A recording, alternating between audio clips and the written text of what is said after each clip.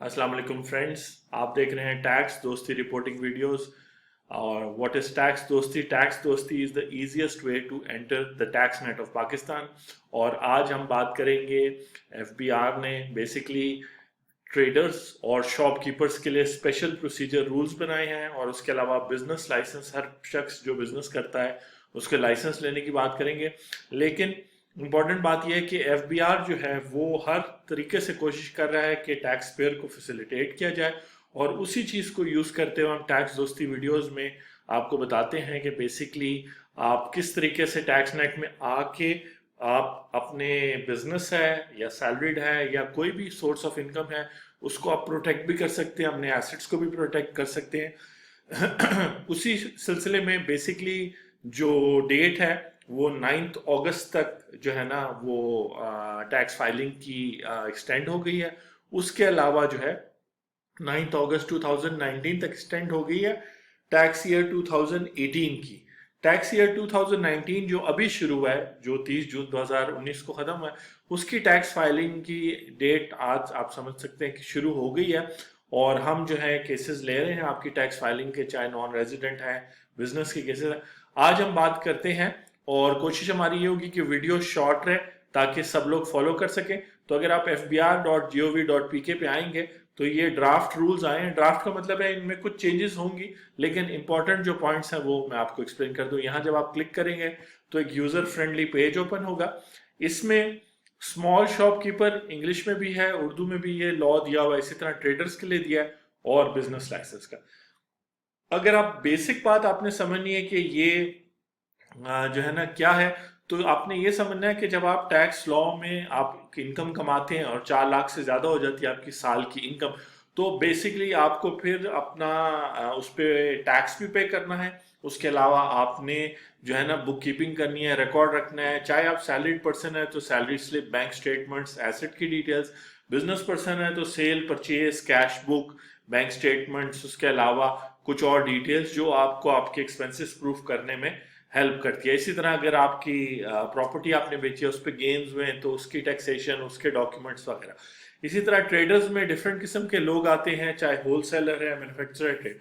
तो गवर्नमेंट ने ये किया है कि रूल्स टैक्स लॉ पे, चाहे वो सैलरीड पर्सन हो या वो एक बड़ी लिस्टेड कंपनी या प्राइवेट लिमिटेड कंपनी हो, सब पे तकरीबन रूल्स सेम लगते हैं। तो गवर्नमेंट चाह रही है कि अब वो लोग जिनकी इकोनॉमिक एक्टिविटी कम है, जैसे स्मॉल शॉपकीपर से क्या मुराद है, अगर इस पे आप क्लिक करें तो ये रूल्स निकल आएंगे। तो स्मॉल शॉपकीपर से मुराद ये है कि एक ऐसा शख्स जो जिसकी दुकान 300 स्क्वायर फीट से कम हो, और इसमें jeweller, doctor, lawyer, real estate agent, builder, warehouse वाला, चार्टर्ड अकाउंटेंट शामिल नहीं है, क्योंकि ये लोग इस तरह है कि छोटी सी दुकान में भी बड़ा बिजनेस कर सकते हैं। यानी कि ये सर्विसेज कर रहे हैं या गोल्ड का बिजनेस है या इनके अलग से वेयर हाउसेज होते हैं, तो इनका जो बिजनेस प्रेमिस है, यानी जहां मेन बिजनेस हो रहा है, वो 300 स्क्वायर फीट का हो, और वो इनमें से कोई शख्स ना हो। उसके अलावा वो रिटेलर वगैरह ऐसा ना हो जो किसी बड़े प्लाजा में है, या उसका बिजली का बिल जो है ना साल का 3 लाख रुपए से ज्यादा ना आता हो, तो तब वो जो है ना स्मॉल शॉपकीपर है। अगर वो इस कैटेगरी में फॉल नहीं करता तो नेक्स्ट कैटेगरी है ट्रेडर की। ट्रेडर को उन्होंने इस तरह डिफाइन किया है कि एक ट्रेडर जो शॉप की स्मॉल शॉपकीपर तो नहीं है, उससे तो ज्यादा, यानी उसकी दुकान बड़ी है या उसका वो है, लेकिन उसकी टोटल सेल 50 मिलियन, यानी कि आपकी जो है ना 5 करोड़ से जो है ना ज्यादा नहीं है। उसने 5 करोड़ से ज्यादा पैसा नहीं लगाया। उसके जो फिक्स एसेट्स हैं वो 10 मिलियन, 100 मिलियन यानी 10 करोड़ से ज्यादा नहीं है। इसी तरह उसके एम्प्लॉयज जो हैं वो 5 से कम है। तो बेसिकली ट्रेडर वो है। तो ट्रेडर की कैटेगरी में जो फॉल करेगा उसको ट्रेडर की कैटेगरी में ऑनेस्टली रजिस्टर कर देना चाहिए। जो समझता है कि ये शॉपकीपर, स्मॉल शॉपकीपर की कैटेगरी में वो रजिस्टर होगा, तो उसको ऑनेस्टली उसमें रजिस्टर कर लेना चाहिए, क्योंकि अब टाइम आ गया है कि आप अपने बिजनेसेस को एफबीआर के साथ इसलिए रजिस्टर करें क्योंकि एफबीआर में ये कानून बन रहा है कि ये भी आप देखेंगे कि ये जो स्मॉल शॉपकीपर है, ट्रेडर है, इनसे टैक्स वालों का या तो बिल्कुल राब्ता नहीं होगा, ना कोई एफबीआर वाला बंदा आएगा, ना ही, या अगर होगा भी तो बहुत कम होगा। तो इसलिए फायदा है अगर आप टैक्स नेट में आते हैं। इसका इसका ये भी फायदा होगा कि आपसे जो विद होल्डिंग और बहुत सारा टैक्स कट रहा है और आपके एसेट्स भी एक तरह से डॉक्यूमेंटेड नहीं है या लीगल नहीं है, तो उनको जो है ना प्रोटेक्शन मिल जाएगी। तो एफबीआर की साइट पर आकर आप यहाँ आ सकते हैं, एक्सटेंशन की बात या आप यहाँ से पढ़ सकते हैं। उसके अलावा हम फाइनेंस एक्ट पे डिफरेंट वीडियोस तो बना रहे हैं, कोशिश यही है कि आपको सिंपल करके समझाएं। तो ये कानून कहता है कि इनकम टैक्स का सेक्शन 99B है,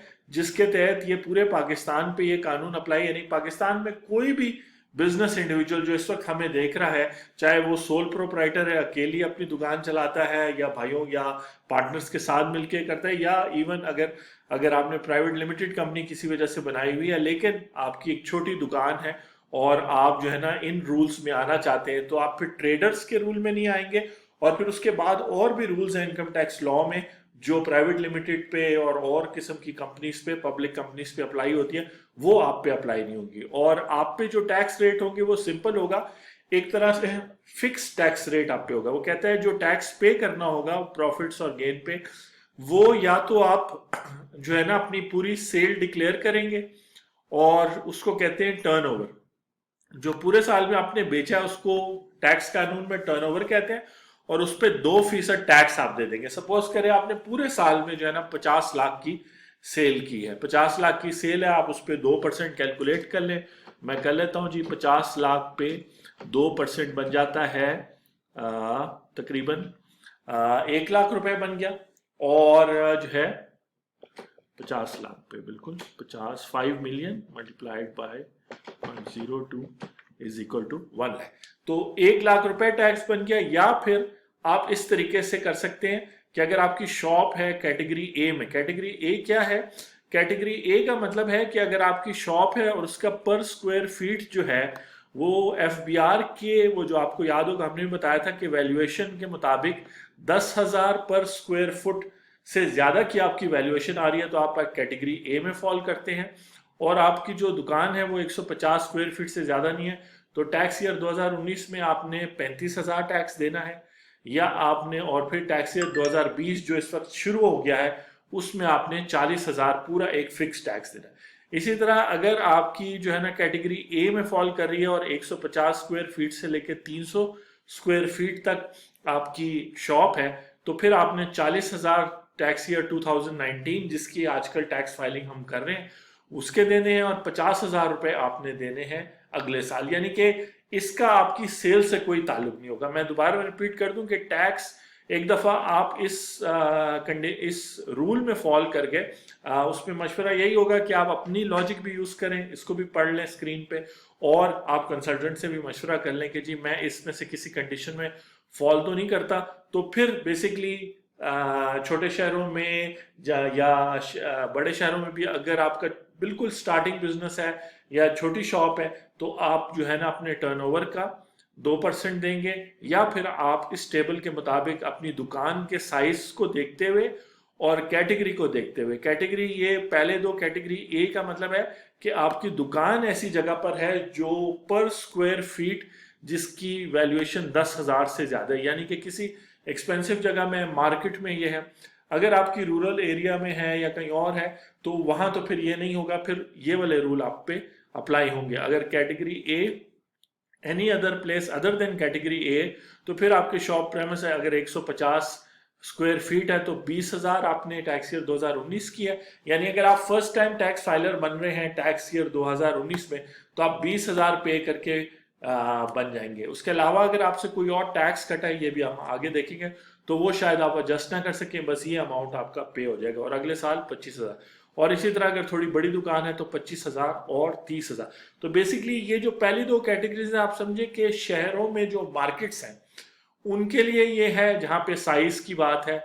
ये बात हो रही है स्मॉल शॉपकीपर्स की, और ये वो जगह हैं जो छोटे शहर है, रूरल एरियाज हैं। आप जरूर अपनी दुकानों को रजिस्टर करवाएं, और जो है ये वो जगह हैं जहाँ पे वैल्यूएशन इतनी नहीं है, या वो 24 शहर नहीं है, उसके अलावा कोई शहर या डिस्ट्रिक्ट है जहाँ पे एफबीआर की वैल्यूएशन या डीसी की वैल्यूएशन नहीं है।